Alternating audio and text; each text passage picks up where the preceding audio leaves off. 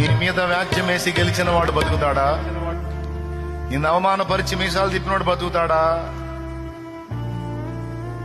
నిన్ను వెనకేసి ముందుకెళ్ళానని వెర్రవీగినోడు బతుకుతాడా శాశ్వతంగా? వాడు సాధించినవన్నీ కుప్పేసుకొని కూర్చొని అనుభవిస్తాడా?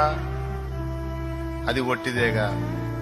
అంతోటి భాగ్యానికి నువ్వెందుకు దిగులు పడాలి, కృంగిపోవాలి, వేదన పడాలి? నీకేదో అయిపోయింది, నీకేదో కిరీటం కింద పడిందని నువ్వు ఎందుకు ఫీల్ అవ్వాలి? ఎందుకు నాయన నువ్వు విరక్తి చెందుకోవాలి? ఎందుకు నాయన నువ్వు సావాలనుకోవాలి? అవమానాలు ఎదురైనయా? రాని నాయనా,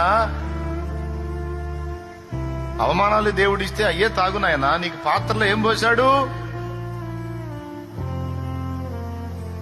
ఫైనల్ గా చెప్తున్నా, ఏమనుకోవద్దు.